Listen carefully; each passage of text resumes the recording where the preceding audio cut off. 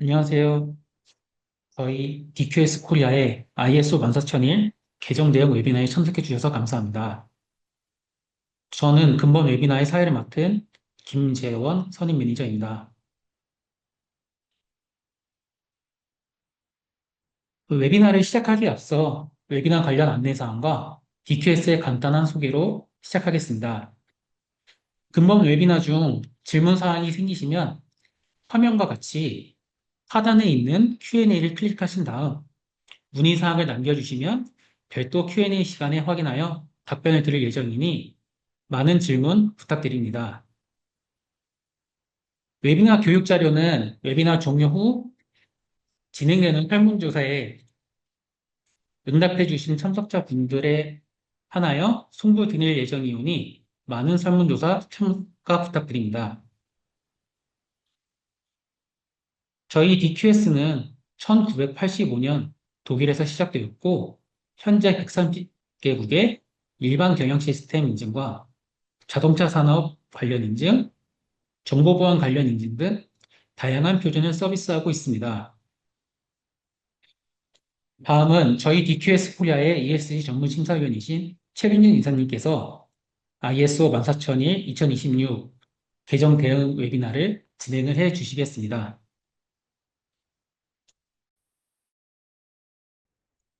안녕하세요. 이번 ISO 14001 2026년판 개정 대응 웨비나 진행을 맡게 된 최병준 위원이라고 합니다. 저는 심사를 통해서 얼굴을 아시는 분도 계시겠지만, 저는 DQS에서 ISO 14001, 45001, 5만일, 환경안전 에너지 쪽 심사, 그리고, 최근에 이제 이슈로 쭉 진행되고 있는 규격이죠. RBA를 비롯한 관련된 ESG 관련된 심사를 메인으로 진행하고 있습니다. 그래서 금일 웨비나는, 아주 디테일한 내용이 세부적으로는 많습니다만은, 개략적인 내용 위주로, 초기에 좀 더 익숙한 내용으로 접근이 쉬우실 수 있도록, 그런 관련 내용, 메인 내용 위주로 전달되는 것으로 그렇게 보시면 좋을 것 같습니다. 자, 금일 웨비나에 대한 목차입니다. 먼저 처음에 개요 및 개정 배경에 대해서 간단하게 살펴보고요.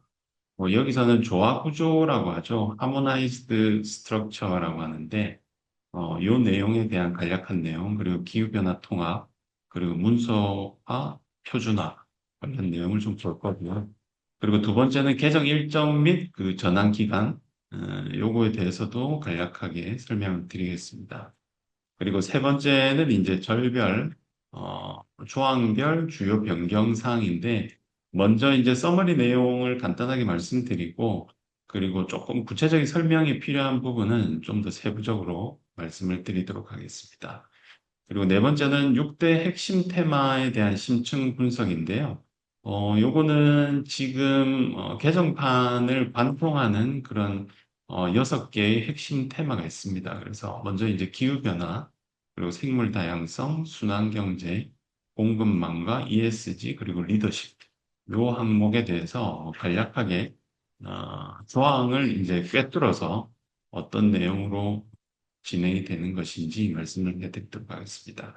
그리고 이제 다섯 번째는 전환 심사에 대한 실무 포인트인데요. 요거는 간략하게만 말씀드리도록 하겠습니다. 지금은 이제 실질적으로 우리가 대응, 그러니까 조직 내에서 프로세스를 어떻게 준비하셔야 되는지에 대한 포커싱이 메인이기 때문에 이 부분은 간단하게만 설명을 드리고요. 그리고 전환 준비에 대한 로드맵과 그리고 마지막으로 Q&A 세션으로 진행을 하도록 하겠습니다. 자, 먼저 이제 개요 및 개정 배경입니다. 근본 표준 개정의 네 가지 핵심 동인으로 보셔도 되는데, 먼저 이제 조화 구조라는 게 이제, 어, 서두에 나오게 됩니다. 그래서 예전에 저희가 15년 판이죠. 마지막 버전에 대한 14,000판에서는 하이 레벨 스트럭처라고 해서 HLS 구조가 많이 강조가 됐습니다. 그래서 그 당시에는 모든 규격의 HLS 구조를 통해서 어, 구체적인 조항 번호로 따지자면 1번부터 10번까지 해서 어떤 조항의 통일성을 기하는 그런 쪽으로 좀 구조가 많이 바뀌었었고요. 그리고 근본에는 Harmonized Structure라는 용어가 등장을 합니다. 이 용어는 뭐 특별하게 많이 변경됐다기보다는 기존의 HLS 구조에서 그 안에 들어가 있는 세부적인 용어적인 부분을 좀 더 다른 규격과 통합이 용이한 방식으로 용어적인 통일을 추가해서 우리가 업데이트됐다. 이런 개념으로 이해를 하시면 좀 더 쉽게 이해하실 수 있으실 것 같습니다. 그래서 결론적으로 보면 저희가 뭐 가장 일반적으로 인증을 받고 계시는 ISO 9000 그리고 45001 등과 통합이 좀 더 용이하고 그리고 실질적으로 운영을 하실 때도 용이한 방향으로 업데이트가 이루어졌다. 이렇게 보시면 될 것 같습니다. 그리고 뭐 앞으로 이제 웨비나에서 많이 등장할 내용이긴 한데요. 이 국제 표준이 이 문서라는 표현으로 규격 전체를 통틀어서 변경이 됐습니다. 그래서 영문으로 보면 This International Standard가 This Document 개념으로 변경이 됐다라고 보시면 될 것 같습니다. 그래서 요거는 뭐 뒤에서 다시 세부적으로 조금 더 말씀을 드리도록 하고요. 그리고 이제 두 번째는 기후변화와 관련된 통합이 이루어졌습니다. 그래서 요거는 뭐 즉시 발효되는 걸로 보시면 되고, 예전에 24년도죠. 2년 전에, 어멘드먼트. 그러니까 이제 부속서 개념으로, 어떤 속도감을 높이기 위해서 기후변화와 관련된 내용을 반드시 파악하라. 라는 개념으로, 저희가 요건에 대한 변경사항 개념으로 심사가 이루어져 왔습니다. 근데 이제 이번부터는 개정판에서는 기후변화를 필수 외부 이슈로 평가를 좀 의무화하는 개념으로 보시면 되고, 그리고 이해관계자에 대한 기후 관련 기대 사항도 반드시 고려를 해야 된다. 그래서 일반적으로 봤을 때 저희가 이제 어떤 고객에서 최근에 기후변화와 관련되는 기대 사항이 없는 그런 고객은 거의 없다고 봐도 뭐 무관할 겁니다. 뭐 그러한 고객이 없다고 치더라도 우리가 이제 정부 혹은 지역 NGO라든지 이런 어떤 요구 사항에도 이런 부분은 기본적으로 들어가고 있다라고 해서 뭐 이런 기후 변화 주제가 통합이 됐다라고 보시면 될 것 같고요. 그리고 세 번째는 문서화된 정보의 표준화입니다. 그래서 기존의 ISO 시스템을 뭐 아주 옛날부터 경험하신 분들은 잘 익숙하시겠지만 보통 심사원들이 질문이 이런 게 많았습니다. 문서와 기록의 어떤 구분 기준은 뭐냐? 뭐 이런 것들 질문도 많이 있었는데, 그래서 우리가 통상 기록과 관련되는 리테인, 그리고 문서와 관련되는 메인테인, 이런 개념이 이제는 이용 가능, 그래서 available 요 용어로 통일이 됐다라고 보시면 될 것 같습니다. 그래서 요거는 매체라든지 형식에 무관한 상시 접근이 가능해야 된다. 라고 이제 보시면 될 것 같고, 이러한 배경은 뭐 최근에 이제 그루베어라든지 온라인 시스템과 관련되는 어떤 시스템적인 그런 내용을 많이 이용을 하시다 보니까 어떤 거기에 올라가 있는 업로드된 어떤 뭐 표준에 입각되는 그런 어떤 지침이나 문서 이런 어떤 부분들 때문에라도 이용 가능 형태로 용어적인 통일이 이루어진 그런 배경으로 볼 수도 있을 것 같습니다. 그래서 기본적으로는 그 기존의 보존, 유지, 그래서 리테인, 메인테인과 관련되는 표현이 삭제됐다라고 보시면 될 것 같습니다. 그리고 이제 네 번째는 편집과 그리고 이제 구조적인 개정인데요. 요거는 어떤 새로운 기술적인 요건 없이 표준 문구에 대한 명확화를 진행했다라고 보시면 될 것 같고, 그래서 저희가 이제 스탠다드의 제일 마지막 쪽에 나오는 Annex A 첨부 쪽에 어떤 자의적 해석의 여지를 줄이기 위해서 포괄적인 개정, 확장이 이루어졌다. 그래서 좀 더 과거보다는 좀 더 구체적이고 세부적인 그런 설명이 이루어졌다라고 보시면 될 것 같습니다. 자, 그래서 이 네 가지 핵심 동인을 포함해서 우리가 근본 개정의 어떤 핵심 메시지는 새 표준은 더 광범위하고 전략적인 접근에 기반하고 있고, 그리고 공급망과 그리고 정과정 관점이 매우 강조됐다. 그리고 기후라든지 어떤 생물 다양성에 대해서 우리가 예시로 제안이 됐긴 했지만 필수적으로 고려하실 사항들도 반드시 고려를 하셔야 된다. 그리고 최고 경영진에 대한 어떤 책임도 많이 강화되고 있다. 이렇게 보시면 좋을 것 같습니다. 자, 그래서 이제 개정 일정과 전환 기간인데요. 요거는 이제 저희 내부에 대한 기준을 어느 정도 조금 반영한 걸로 보시면 될 것 같습니다.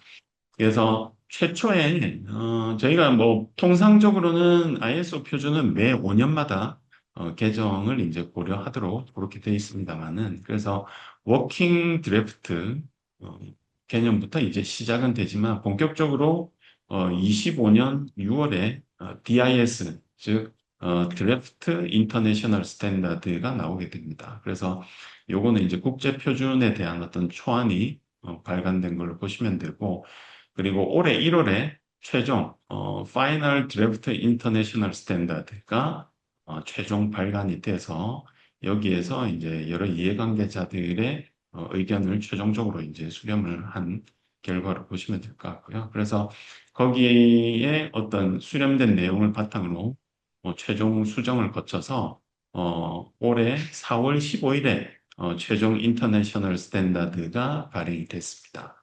그래서 그 이후로 저희가 이제 전환 기간을 내년도 10월 30일까지는 15년 판에 대한 표준 감사가 가능한 최종 기한으로 보시면 될 것 같습니다. 그래서 기존에 지금 현재 인증을 유지하고 계시는 ISO 14001 2015년 판은 원하시더라도 내년도 10월 30일까지밖에 저희가 인증 기준으로 사용할 수 있다. 이렇게 보시면 될 것 같고 그 이후에는 2015년 판으로 발행되는 인증서는 이제 발행이 될 수가 없다라고 보시면 될 것 같습니다. 그래서 최종적인 전환 완료 기간은 29년 4월 14일 정도로 보시면 될 것 같습니다.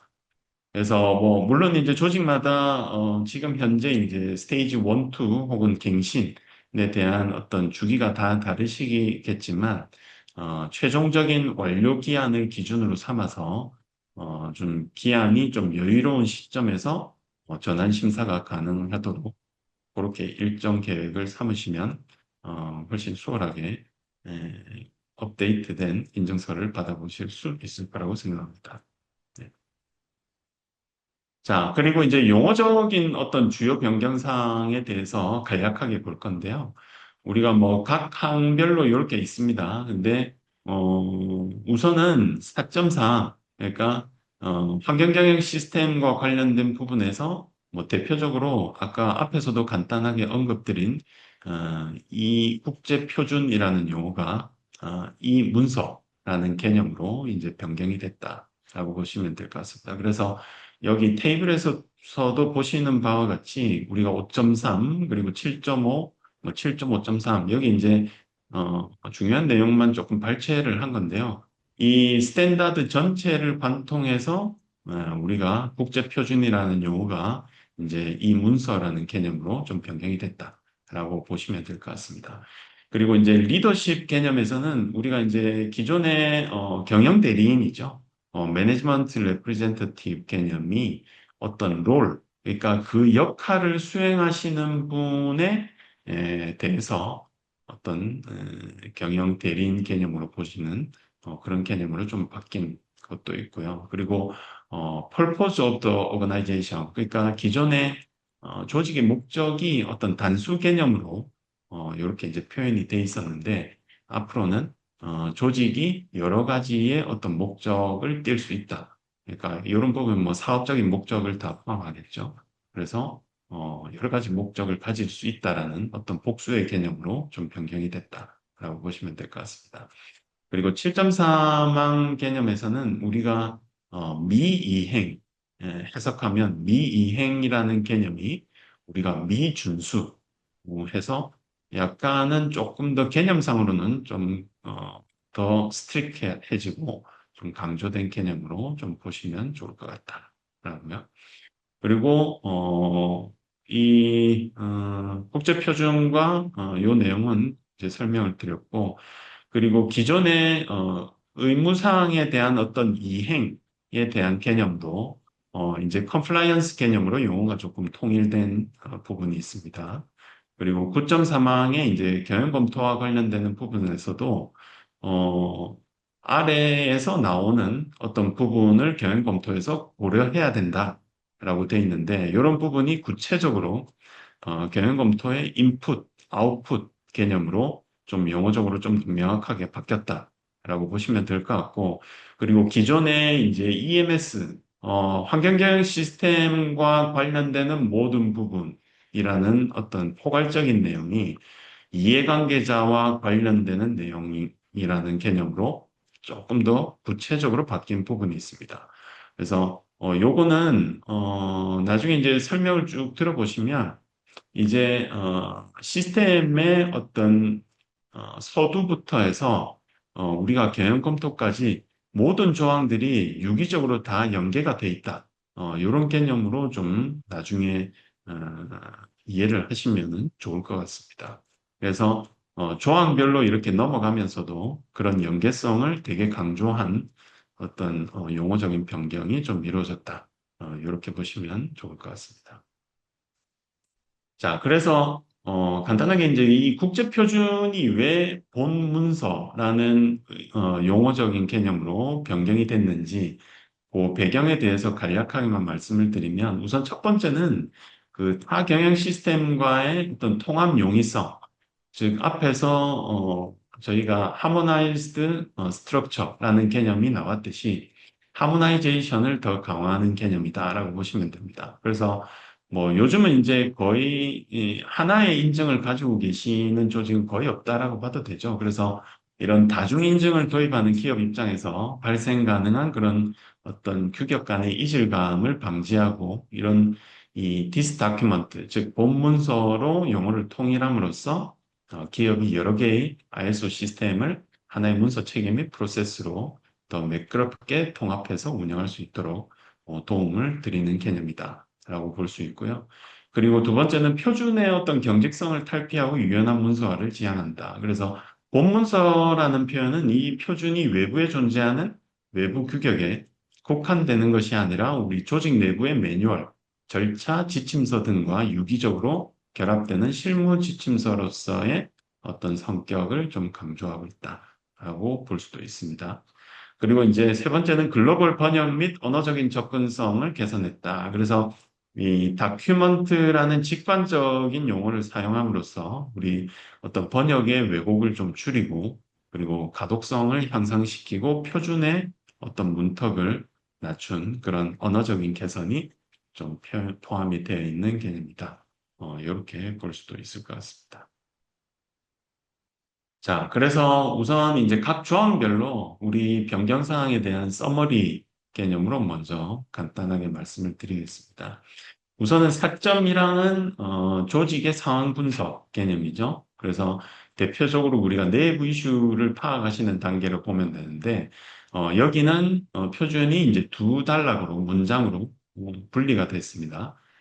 그리고 환경 조건이라는 부분이 구체적으로 좀 명시가 됐습니다. 그래서 대표적으로 어떤 오염의 정도, 그리고 자원의 가용성, 그리고 기후변화, 그리고 생물 다양성이라든지, 그리고 어떤 생태계의 상태, 주변 생태계의 상태를 이야기하겠죠.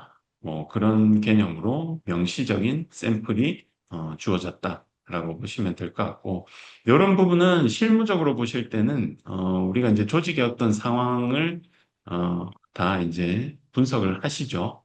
그래서 요 내용을 우리가 환경 측면에 대한 어떤 식별 그리고 위험과 기회 평가에 이런 관련된 내용들을 추가로 좀 반영하실 필요가 있다라고 보시면 될 것 같습니다.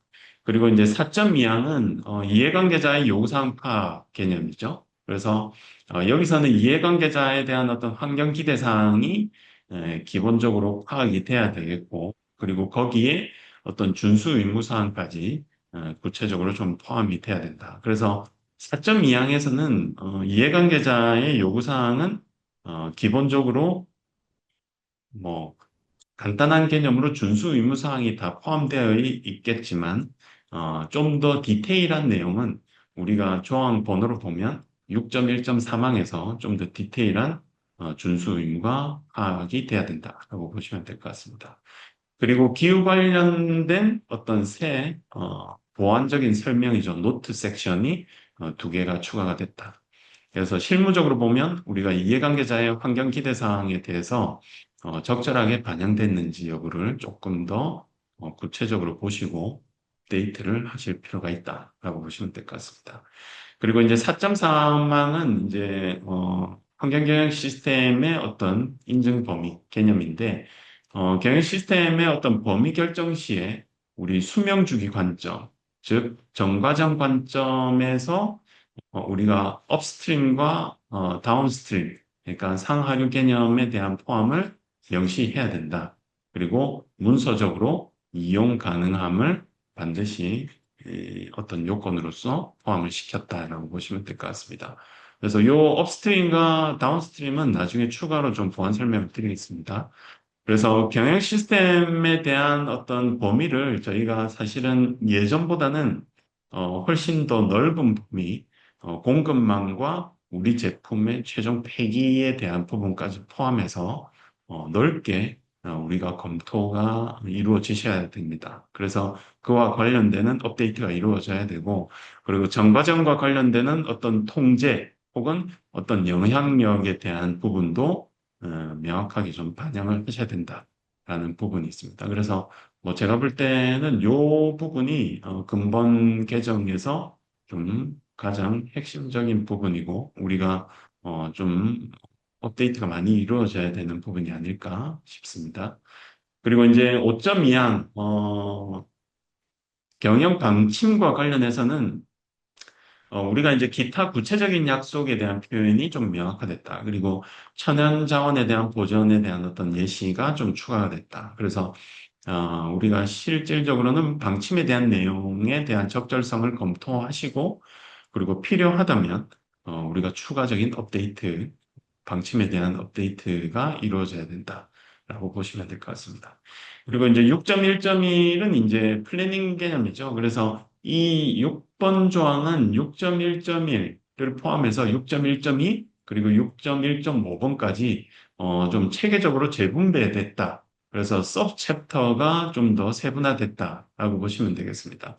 그래서 이거는 이제 문서화된 정보가 좀 통합이 돼야 된다. 그래서 6.1.2부터 6.1.5번까지 프로세스 검토 및 우리 조정이 이루어져야 된다. 근데 다만 참조하실 내용은 기존의 내용을 조금 조항별로 세분화시킨 개념으로 보시면 될 것 같습니다. 그래서 6.1.1은 이제 제너럴 요구사항이고 6.1.2가 환경 측면 파악 개념, 그리고 6.1.3이 준수 요구사항 파악, 그리고 6.1.4가 리스크 및 기회, 그리고 6.1.5가 이제 문서화된 어떤 개념, 어, 액션 플랜에 대한 어떤 수립 개념으로 좀 세분화됐다. 이렇게 보시면 될 것 같습니다.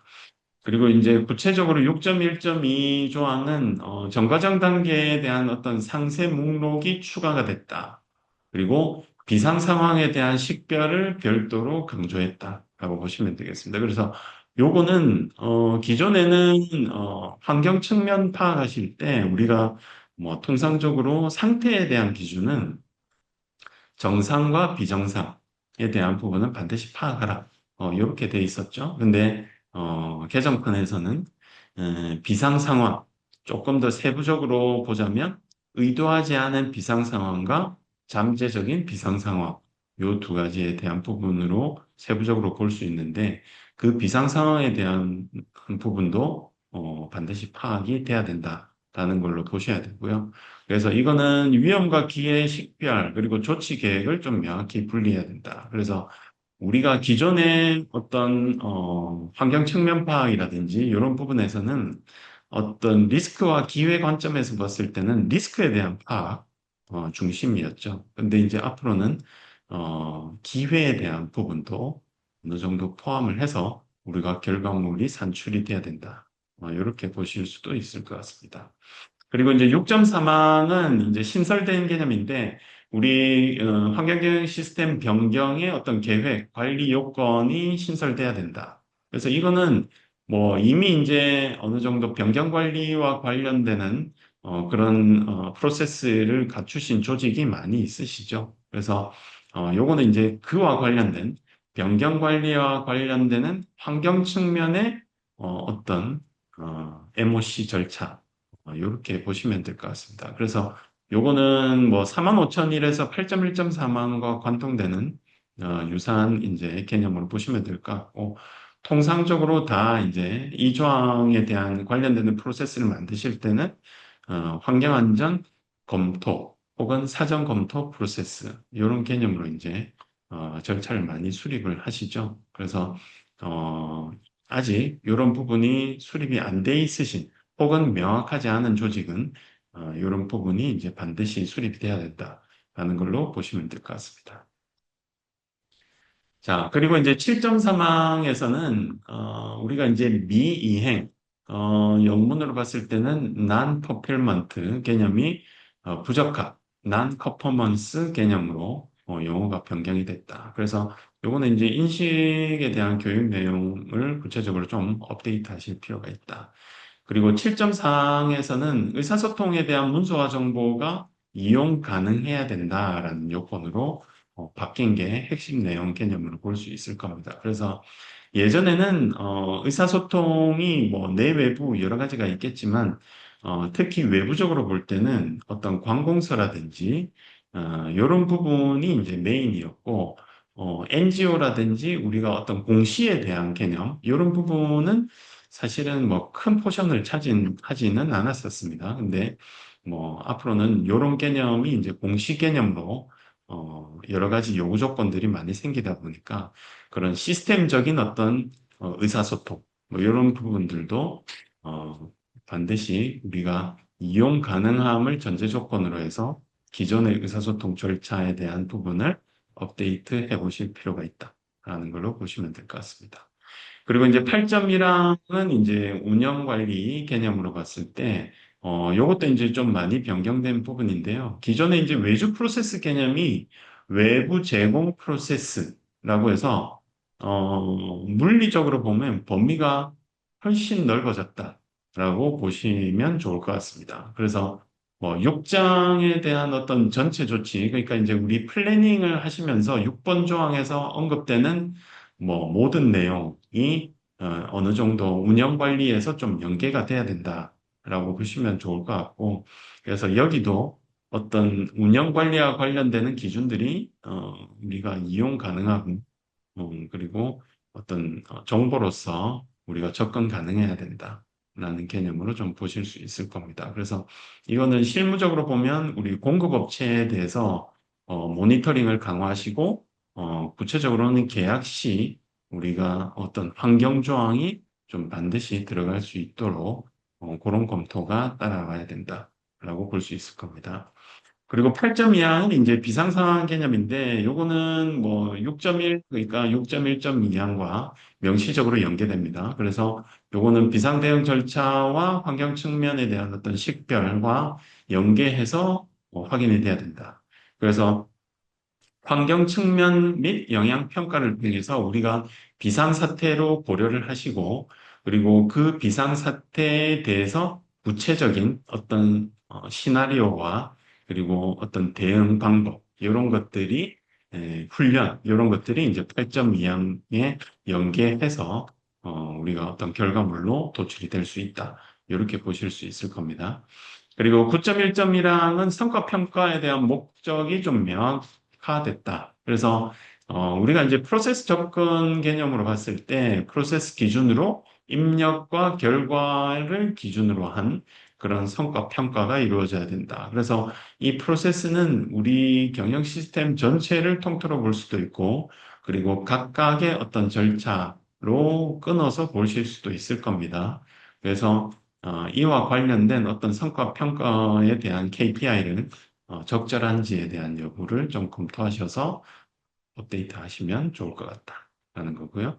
그리고 9.1.2항은 내부 감사와 관련된 부분인데 요거는 이제는 앞으로 감사에 대한 목표를 구체적으로 명확화하셔야 됩니다. 그래서 감사 프로그램도 이용 가능해야 된다라는 개념으로 좀 바뀌었고요. 그래서 뭐 앞으로는 내부 심사를 우리가 이제 계획하실 때 뭐 1년에 뭐 보통 한 번 하시는 경우도 많지만 여러 번 하시는 조직도 있을 경우에 그 각각의 내부 심사에 대해서 감사 목표는 어떤 것인지 그리고 그 감사에 대한 구체적인 프로그램은 어떤 것인지 이런 것들을 명확히 이용 가능한 정보로서 명확히 하실 필요가 있다라고 이해하시면 좋을 것 같습니다. 그리고 9.3항은 이제 인풋, 아웃풋 개념으로 좀 구조가 재편됐습니다. 그래서 기존의 뭐 어떤 포괄적인 내용이 입력사항에 포함되어야 된다로 표현이 변경되었습니다. 그래서 계획 검토 결과 문서화도 이용 가능하도록 우리가 업데이트가 이루어져야 된다라는 개념으로 보시면 될 것 같습니다. 그리고 10점이랑은 기존에 이제 10.123항 그래서 10.3항이 지속적 개선 개념인데 요게 10.3항이 10.1항으로 이제 통합이 됐습니다. 그래서 개선 프로세스 자체가 구장의 어떤 퍼포먼스에 대한 체크의 어떤 그 결과와 연계해서 우리가 리액션 개념으로 어떤 연계성을 확보하고 업데이트 관련된 내용도 업데이트가 이루어질 수 있도록 검토하시면 좋을 것 같습니다. 자, 그래서 핵심 내용에 대해서만 뭐 간략하게 조금 구체적으로 보도록 하겠습니다. 먼저 4.1항의 이제 조직 상황 분석인데요. 4.1항은 우리가 조직이 이제 환경적 의무를 관리하고 통제하는 방식에 영향을 미칠 수 있는 조직 내부의 핵심 이슈들에 대해서 근본적이고 어떤 개념적인 이해를 요구하고 있습니다. 그래서 새로운 표준은 조직이 어떤 고려해야 하고 동시에 조직에 의해서 영향을 받을 수 있는 환경 조건을 명시하고 있다. 그래서 조직에 영향을 미치거나 혹은 조직에 의해 영향을 받는 환경 조건과 관련된 외부 내부 이슈들을 식별해야 된다. 그래서 최근에 이제 지속 가능성과 관련된 공시 기준인 거죠. 뭐 들어보셨을 수도 있겠지만 ESRS라든지 TCFD와 관련된 그런 지속 가능성 공시에 대한 기준도 카테고리가 다 있습니다. 그래서 그 카테고리와 우리 어떤 명시적으로 제시된 이런 항목들이 이제 거의 일치하는 개념으로 보실 수 있고, 그리고 거기에서 제시하는 어떤 평가 방법론도 우리 조직이 외부에 영향을 미치는 경우, 그리고 외부의 어떤 변화가 우리 조직의 환경에 미치는 경우, 그래서 이 두 가지 뮤추얼리티 개념으로 우리가 파악이 모두 이루어져야 된다. 이런 개념을 보시면 좋을 것 같습니다. 그래서 여기에는 우리 자원 보전과 기후 보호, 그리고 에너지 전환 또는 어떤 특정 위험 등이 이제 포함이 될 수 있고, 그리고 조직의 가치관, 문화 지식 및 성과와 관련된 내부 이슈도 포함이 될 수 있다. 그래서 요구사항 내에 명시적인 예시를 주어졌습니다. 그래서 구체적으로 환경오염 수준, 그리고 천연 자원의 가용성, 그리고 기후변화, 그리고 생물 다양성 및 생태계 상태, 이런 것들이 구체적으로 이제 예시로서 제시가 돼 있다라고 보실 수 있습니다. 그리고 이제 4.2항은 이해관계자 요구사항 파악이죠. 그래서 이 부분은 내부 이슈를 우선 앞에서 식별하고 나신 다음에 다음 단계는 관련 이해관계자들과 그들의 요구사항 및 기대를 식별하는 거죠.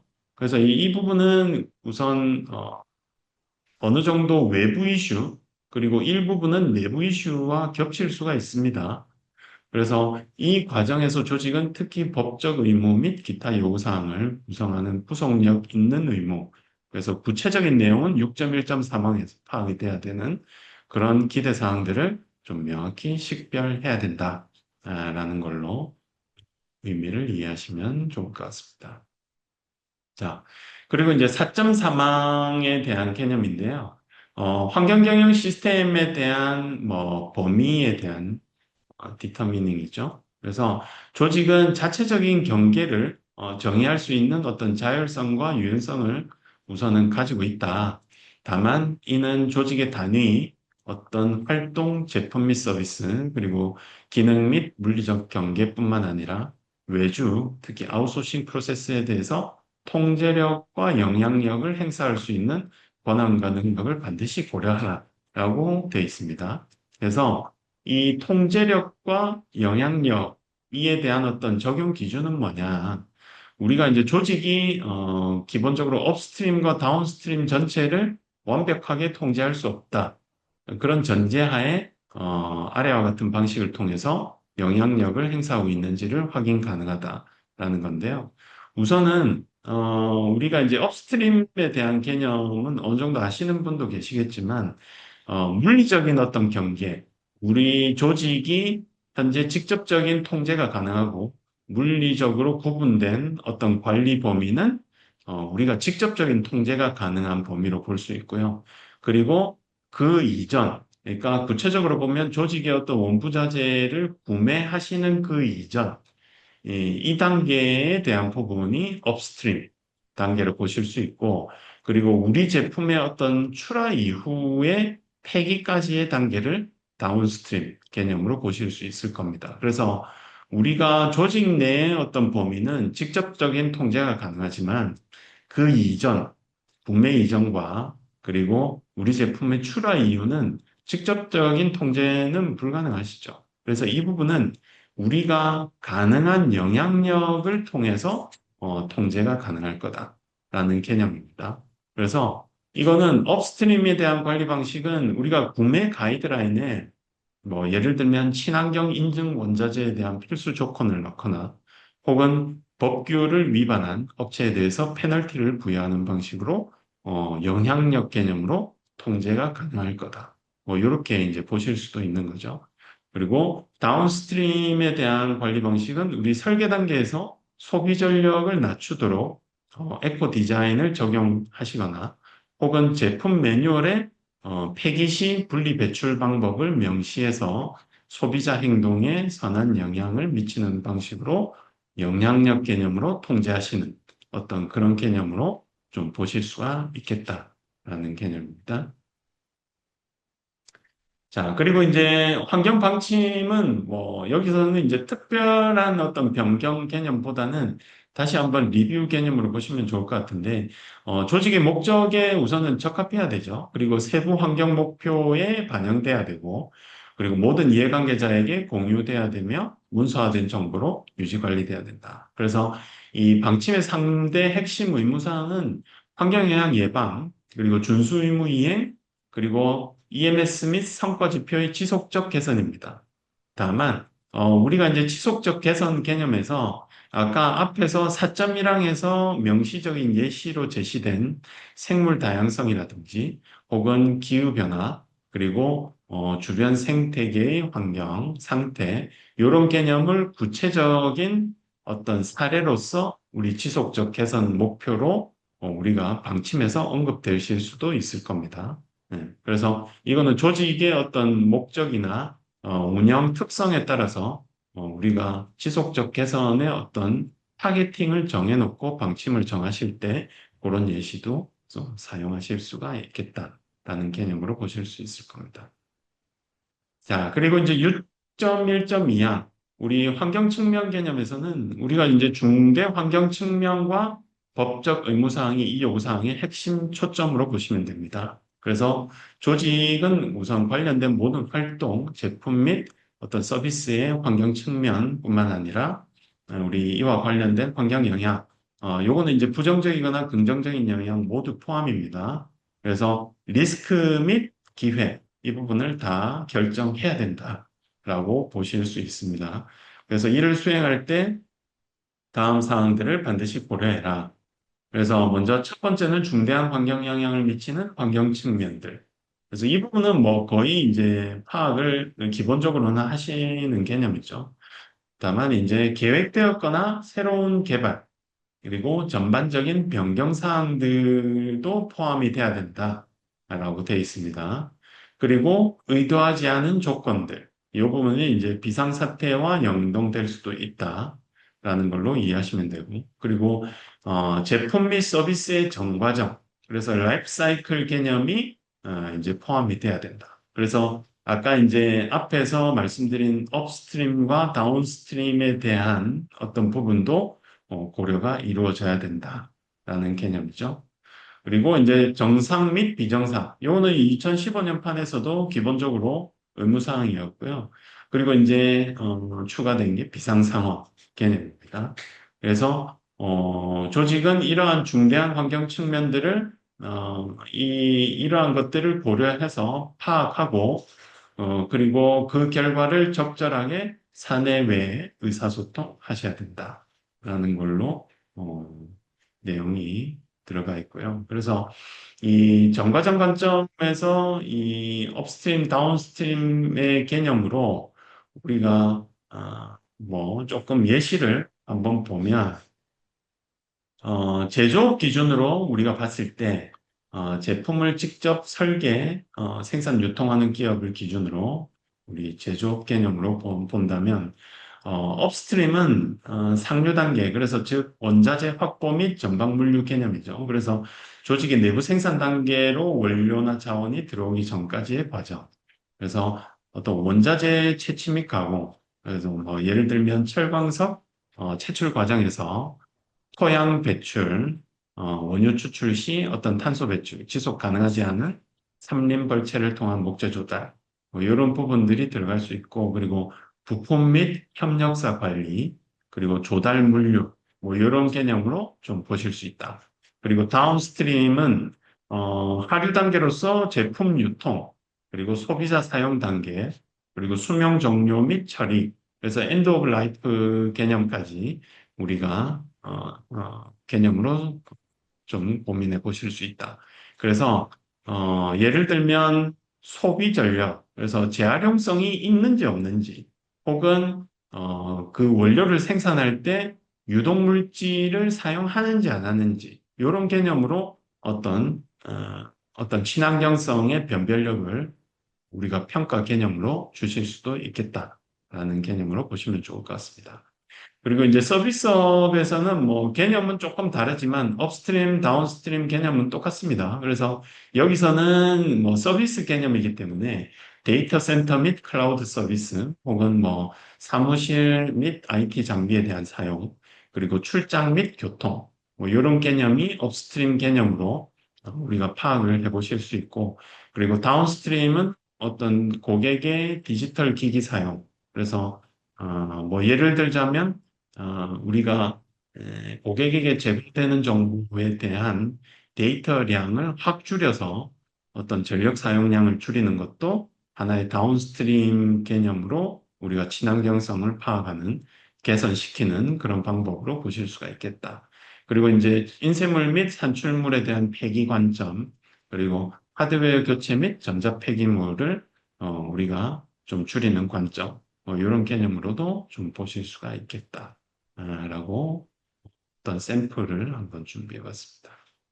자, 그리고 이제 신규 조항으로 우리 6.3항이 이제 새로 생겼죠. 근데 뭐 요거는 이제 이미 익숙하신 개념인데 구체적으로 이제 분리됐다라고 보시면 될 것 같고, 이전에 이제 시스템에 영향을 미치거나 혹은 미칠 수 있는 변경사항이 필요하다고 결정을 하는 경우에 이러한 변경사항들은 반드시 계획된 방식으로 실행돼야 된다.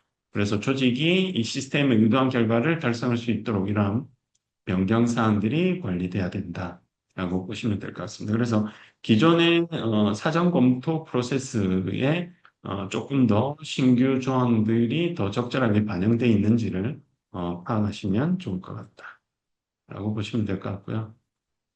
그리고 이제 7.5항에 우리가 이제 문서에 대한 어떤 available 개념인데 기존에 이제 리테인과 메인테인 개념에서 어베일러블 개념은 언제든지 즉시 확인 및 실시간 공유가 가능해야 된다라는 개념이고요. 그리고 과거에 우리가 실시간 정보라든지 어떤 결과가 조회 가능해야 된다. 그리고 문서 상태도 동적이고 실시간적인 어떤 접근성이 높아야 된다. 그리고 대표적으로 우리가 모니터링에 대한 어떤 대시보드라든지 그리고 유효성에 대한 어떤 측정 결과를 최근에는 뭐 시스템을 통하면 실시간으로 어떤 트렌드라든지 이런 결과가 바로바로 보여질 수가 있죠. 그래서 이러한 개념을 통틀어서 우리가 documented information이 available 해야 된다라는 개념으로 보실 수가 있을 겁니다. 자, 그리고 이제 운영 관리에 대한 개념은 정과정 관점에 따라서 우리가 이제 조달에 대한 어떤 환경적 요구사항을 수립을 하셔야 됩니다. 그리고 외부 공급업체 및 계약업체, 그래서 외주 처리된 프로세스까지 이제 포함이죠. 여기에 주요 환경적 요구사항이 확실히 전달되도록 해야 된다.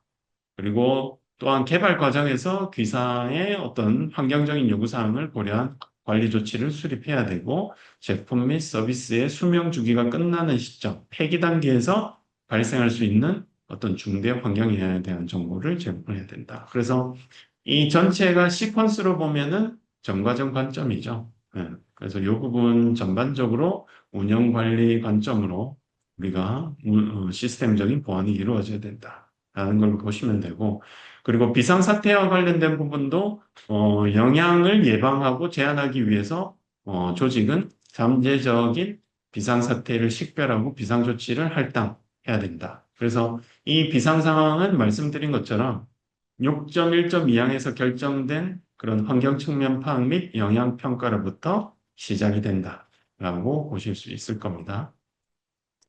자, 그리고 이제 인터널 오딧, 내부 감사도 이제 구체적인 감사 목적이 정의가 되셔야 됩니다. 그리고 감사 프로그램을 수립하실 때 조직은 관련 프로세스의 어떤 환경적 중요성, 그리고 이전 감사의 결과, 그리고 내외부의 변화를 반드시 고려하셔야 된다라는 걸로 보실 수 있을 겁니다.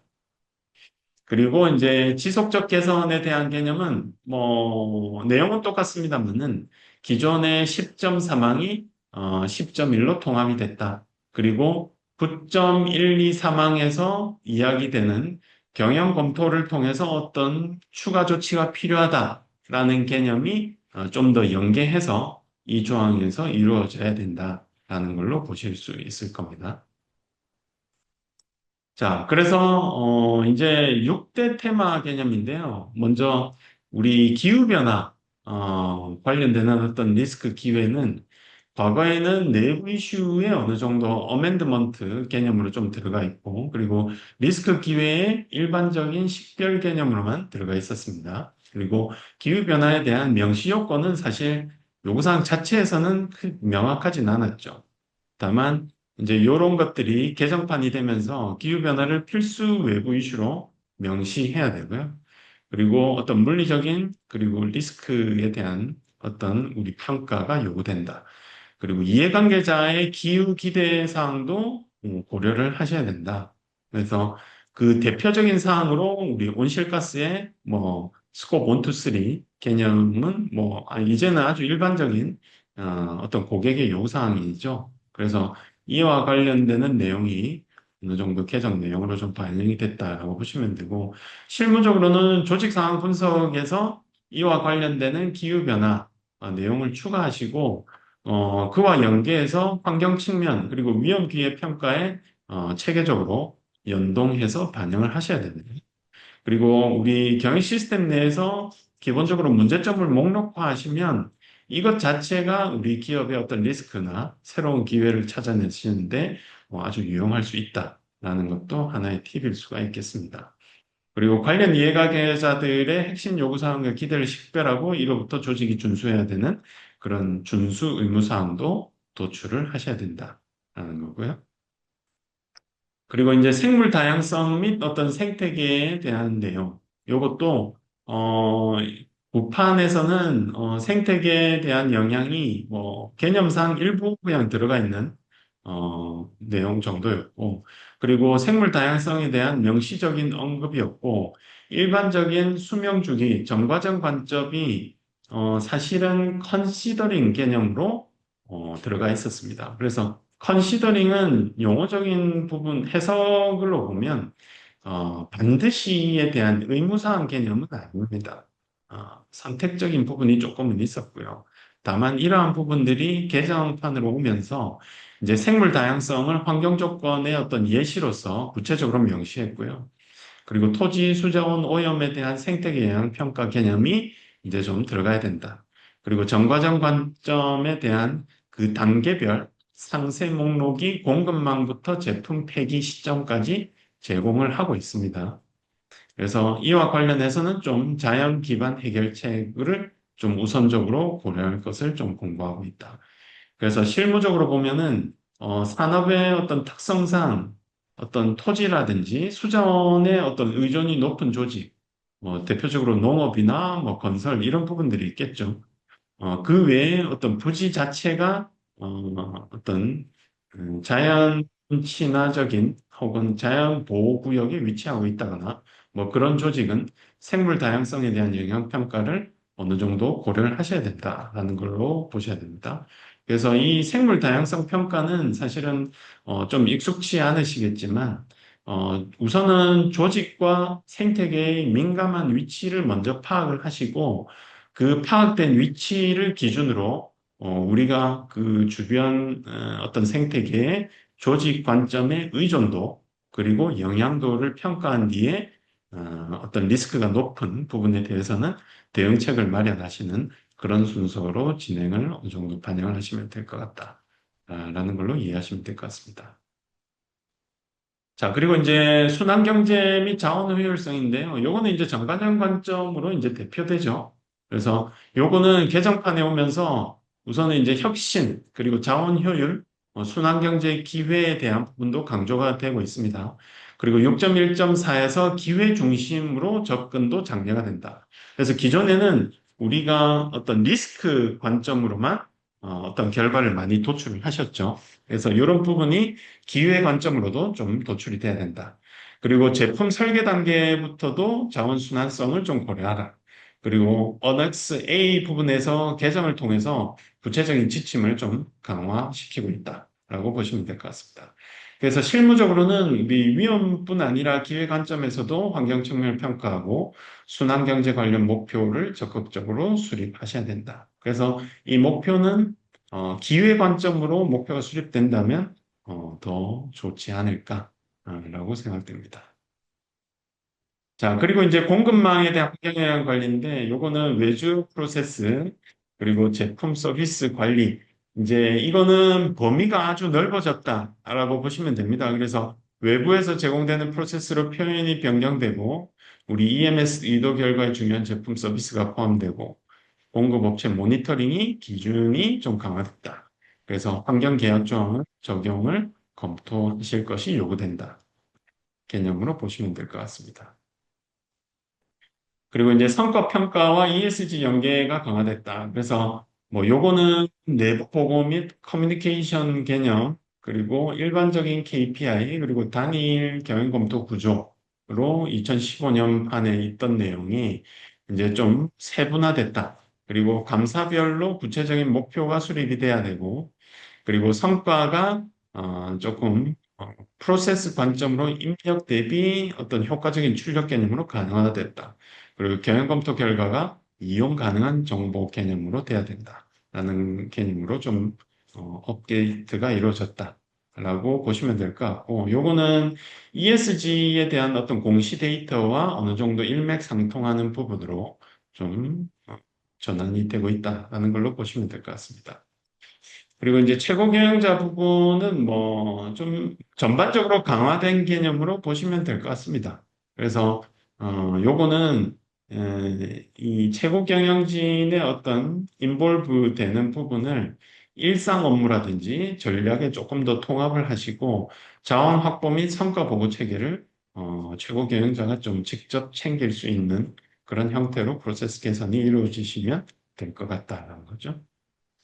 자, 그래서 심사원이 주목해야 될 5대 평가 영역은 뭐 내부 심사원이 포함입니다만은 우선은 최고 경영진에 대한 어떤 참여도 그리고 생애 주기, 정과정 관점의 평가가 이제 좀 이제 강조가 많이 됐기 때문에 이런 부분 평가가 이루어져야 되고 그리고 환경 성과에 대한 개선 목표 그리고 기준 연도 대비 어떤 성과 그리고 공급 업체에 대한 참여 그리고 책임에 대한 부분이 좀 많이 강조가 됐기 때문에 이러한 5대 평가 영역을 기준으로 보시되 다만 생애 주기 평가 정과정 관점과 우리 어떤 공급 업체의 참여 이런 부분은 변경사항이 좀 많기 때문에 이런 부분을 핵심적으로 좀 내부 심사하실 때라도 좀 보시면 좋을 것 같다라는 거죠.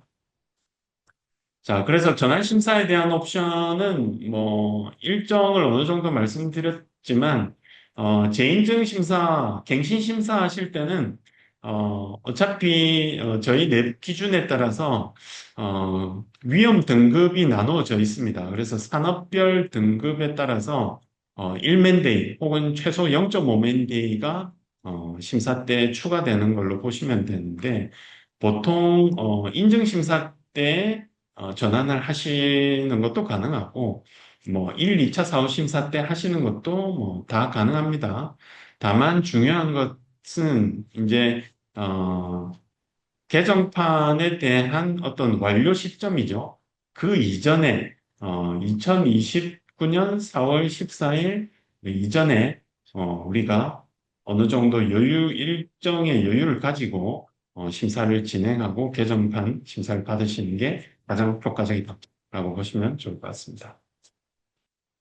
자, 그래서 우선은 뭐 전환 로드맵인데요. 뭐 요거는 일반적인 내용이기 때문에 뭐 한 3개월에서 뭐 18개월까지 조직에 따라 다양할 수는 있습니다.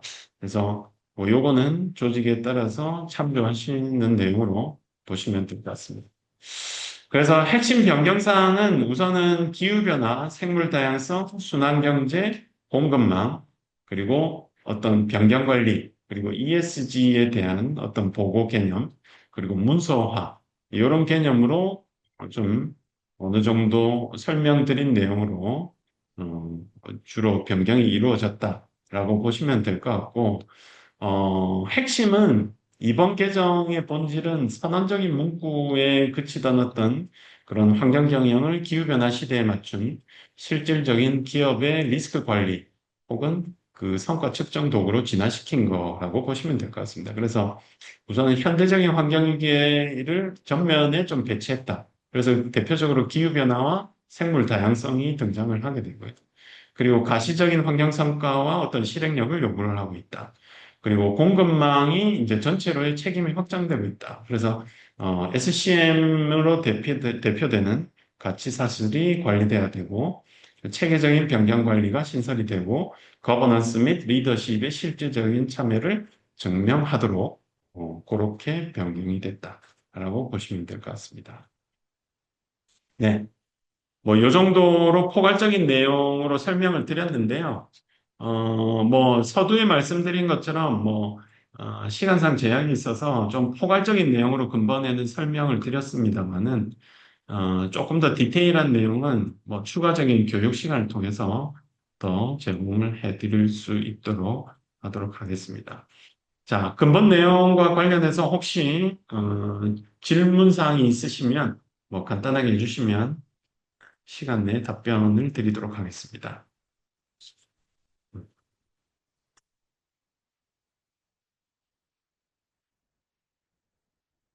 네. 네. 질문이 좀 접수된 게 있는데요. 우선 IS 14001 최초 인증이 27년 2월인 경우에 26년도 개정된 IS 14001 기준으로 해야 하는 것이 맞을까요? 어, 요거는 사실은 개정판으로 하시는 게 맞죠? 네. 그래서 이거는 어, 뭐 이렇게 개정판으로 하시는 게 맞습니다. 뭐 경우의 수를 굳이 말씀드리는 것보다 요거는 개정판으로 하시는 게 맞고요. 그리고 두 번째 질문은 어, 기후변화 요구사항을 네, 반영하게 돼 있는데 어떻게 반영해야 하는지 간단한 예시를 하나 말씀해 주실 수 있나요?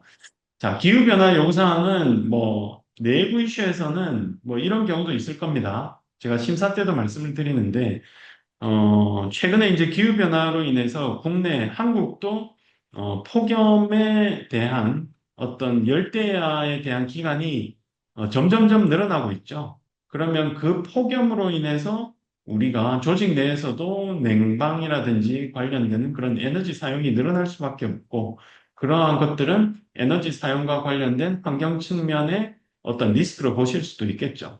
음. 그리고 기본적으로 이해관계자들도 기후변화와 관련해서 대표적으로 온실가스에 대한 목표를 반드시 가지라든지 어떤 그와 관련되는 액션을 취해라든지 혹은 알리백과 관련되는 액션을 요구하신다든지 그러한 것들이 있기 때문에 그와 관련되는 우리 내부 조직적인 어떤 리스크 이런 것들을 파악해 보실 수가 있을 겁니다. 자, 그리고 네, 외주업체 및 공급업체 계약 시에 환경조항을 검토하게 되어 있는데 이 IS 14001 인증을 가지고 있는 것으로 가름이 가능할까요? 가능은 하겠죠. 그렇지만 최소한의 요건으로 보셔야 됩니다. 네. 그래서 우리가 공급업체에 대해서 모두 동일한 어떤 평가 기준을 가져갈 필요는 없죠. 다만 공급업체와 외주업체의 어떤 등급을 여러 가지 기준으로 나누신 다음에 그 등급별로 어떤 별도의 구분된 평가 기준을 가져가시는 게 가장 좋지 않을까 뭐 그렇게 생각이 듭니다. 자, 그리고 토지 수자원 의존 조직을 말씀하셨는데, 제조업이라면 생물 다양성에 대한 평가를 포함시켜야 하는 건지, 토지 수자원 등과 관련된 업종인 경우에만 포함시켜야 하는지, 어, 최소한의 요건으로 우리가 포함되시는 걸 권장드립니다. 그래서 우리가 이제 완전한 산업단지에 위치되는 경우에는 우리가 고려는 하시되 특별한 이슈가 없는 걸로 판단을 하시는 간단한 형태로 하실 수도 있을 거고, 혹은 우리가 산업단지에 위치되어 있지 않고 일반적인 뭐 일반적인 자연 환경에 아주 근접한 위치에 우리 조직이 위치하고 있으신 조직은 이러한 생물 다양성과 관련된 평가를 어느 정도 뭐 아주 뭐 난이도가 높은 정도의 어떤 평가는 아니더라도 이러한 부분을 도입해서 하시는 걸 권장드립니다. 네. 자, 그리고 저희는 시험기 제조업체로 센서, 전자부품, 금속 가공품을 외부 협력업체로부터 공급받고 있는데, 협력업체에 대해 없는 수준까지 관리가 필요한가요? 음. 자, 이거는 아까 설명을 한번 드렸죠? 공급업체의 범위가 넓어졌지만 모든 공급업체에 대한 평가 기준을 동일하게 가져가실 필요는 없고 그럴 수도 없습니다. 다만 우리가 여러 가지 환경에 대한 영향 혹은 우리 다른 평가 기준들이 많으시죠. 중요한 협력업체를 평가할 때 기본적으로 품질 기준도 있으실 거고 거래 금액에 대한 기준도 있으실 건데 이런 것들을 다 포함해서 그 중요한 협력업체에 대해서는 좀 더 강화된 어떤 평가 기준을 적용하시고 그리고 일반적인 뭐 서비스 제공업체 이런 업체에 대해서는 좀 더 강력한 셀프 어세스먼트 뭐 이런 개념으로 적용하시는 것도 가능하실 거라고 생각됩니다. 네, 뭐 어느 정도 답변이 되셨나 모르겠는데요. 음, 음. 네, 추가적인 뭐 질문 사항이 없으시면 뭐 제가 드리는 설명은 여기까지 하도록 하겠습니다. 네, 수고하셨습니다. 네, ISO 14001 규정에 대해서 설명해 주신 최병준 의원님 고생 많으셨습니다. 웨비나에 참석해 주셔서 감사드리며 웨비나 종료 전 ISO 14000이 2026 개정 관련 교육을 안내해 드리겠습니다. 저희 DQS는 오는 8월 19일부터 21일까지 3일간 진행되는 ISO 14001 실무 및 내부 심사원 과정을 진행합니다.